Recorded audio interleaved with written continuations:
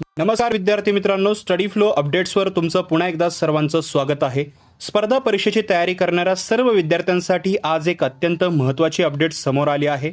महाराष्ट्र शासनाच्या कृषी व पदुम म्हणजेच पशुसंवर्धन, दुग्ध व्यवसाय आणि मत्स्य व्यवसाय विभागामार्फत रिक्त पदांच्या भरतीबाबत एक अधिकृत RTI रिप्लाय प्राप्त झालेला आहे। ही माहिती तुमच्या येणाऱ्या परीक्षेच्या दृष्टीने एक अत्यंत महत्त्वाची बातमी आहे। हे आपण या व्हिडिओमध्ये सविस्तर पाहणार आहोत। व्हिडिओ एंडपर्यंत पहा। चॅनलवर नवीन असाल तर सबस्क्राइब करा।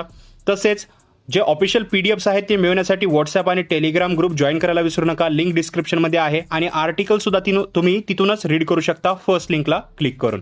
तर बघा, पत्रातील मुख्य माहिती आपण जी आहे ती पाहूया। एकूण पदे जर पाहिली तर सरळ सेवा भरती संदर्भात 484 पदांचे मागणीपत्र तयार करण्यात आलेले आहे। हे मागणीपत्र सध्या महाराष्ट्र लोकसेवा आयोगाकडे पाठवण्यासाठी वित्त विभागाच्या उपसमितीकडे मान्यतेसाठी प्रस्तावित आहे। सध्या या प्रस्तावाला मंजुरी मिळणे बाकी आहे, पण 484 पदांची भरती प्रक्रिया सुरू झालेली आहे।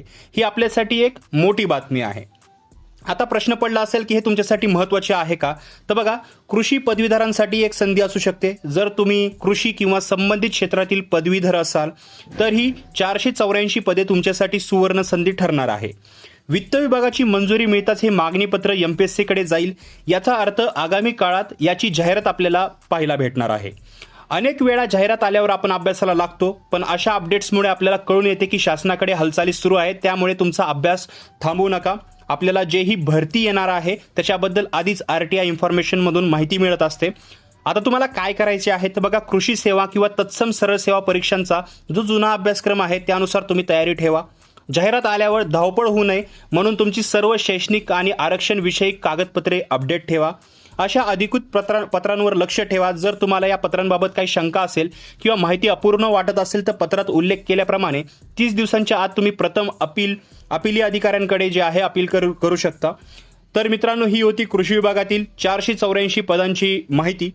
ही माहिती तुमच्या मित्रांसोबत नक्की शेअर करा, जेणेकरून त्यांनाही अभ्यासासाठी प्रेरणा मिळेल। अशाच नवनवीन शैक्षणिक अपडेटसाठी आणि RTIचे इन्फॉर्मेशनसाठी आपल्या चॅनलला सबस्क्राइब करायला विसरू नका आणि अभ्यासासाठी खूप खूप शुभेच्छा।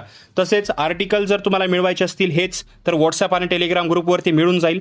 तुम्ही लिंक डिस्क्रिप्शनमध्ये दिलेली आहे किंवा तुम्ही याचे मराठी स्वरूपातील आर्टिकल वाचू शकता, त्याचीही लिंक मी डिस्क्रिप्शनमध्ये दिलेली आहे। तर मित्रांनो, व्हिडिओ पाहिल्याबद्दल धन्यवाद।